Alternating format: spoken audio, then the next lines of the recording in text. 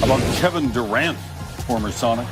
Nets hosting Russell Westbrook, drafted by the Sonic, and the Wizards in this case. Washington down one. A lot of activity currently taking place. Zip it on out and finish that way. The Nets have a 122-121. 20 seconds to go. Same score. Bradley Beal coming. Fancy moves. Drops it off. Bryant for the dunk. Wizards back on top by one. Now 10 seconds to go. Nets take a timeout. Now here's Irving on the Boardroom podcast before the season about this situation. 10 seconds left in the game, 1 point game. Who's shooting? You or Kyrie, KD? Depends on who's hot. One thing I've always been comfortable with is, I felt like I was the best option on every team I played for, down the stretch. This is the first time in my career where I could look down and be like, that make that shot too. All right, they know what they're supposed to do. 10 ticks to go. Irving brings it up. He's just going to keep this thing himself. Sets himself up. Had it open three. Doesn't work. Kick out. There's Durant driving the lane. Short one doesn't go. Neither one works. And the Wizards get a 123-122 win. Beal had 27. Both the big stars for the Nets had a chance at the end, but it's the Wizards winning by a single point. Nets. Listen, here's the sad part about all of this. Kyrie Irving is a really good dude. I went off last week about him. The media is always at fault. I meant every damn word I said. Somebody who's very close to him, that's family, is Rod Strickland, former NBA player. Max, you know Rod. You know his reputation. He was a star in New York City, one of the great guards in New York City history. Starred at the Paul, came to the Knicks, and played in the Wizards and various other, Portland and other. Rod was the man. Well, Rod's the man. Rod's been my brother for many years. I love Rod, and Rod obviously vehemently defended Kyrie in terms of feeling like he's been victimized by the media and things of that nature.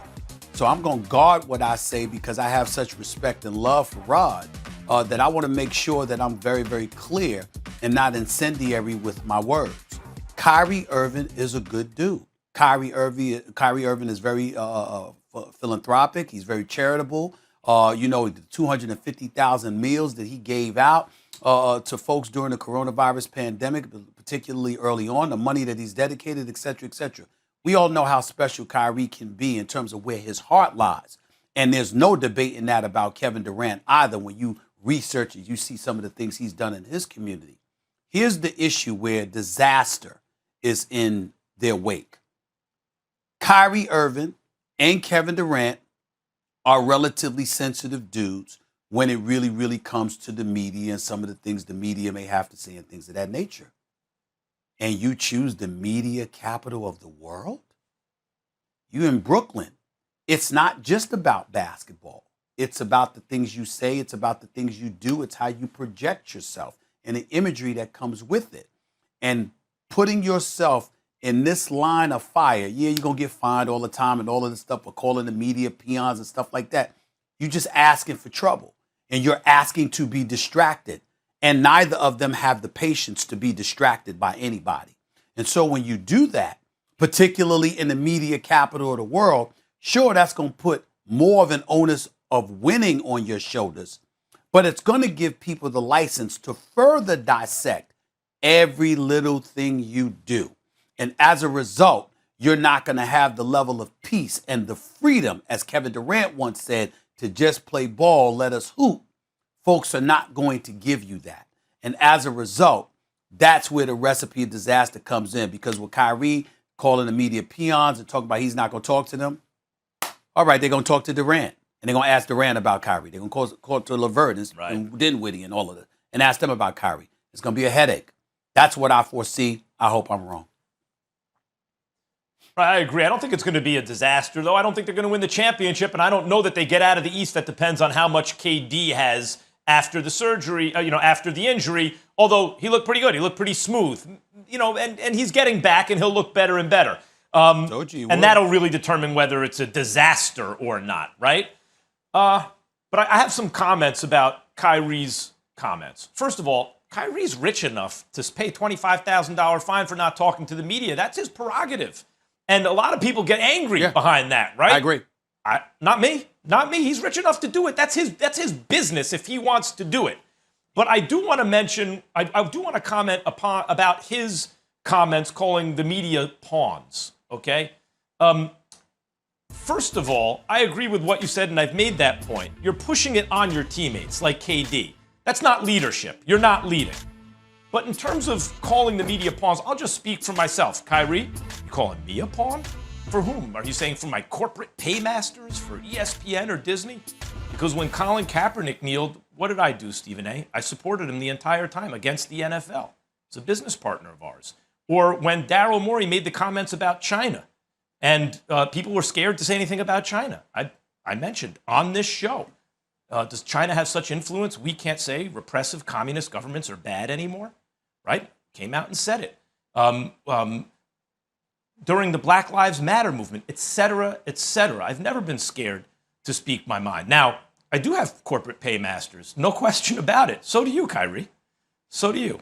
And do you believe that the media are pawns in the sense that we are carrying out some corporate agenda? Well, yeah.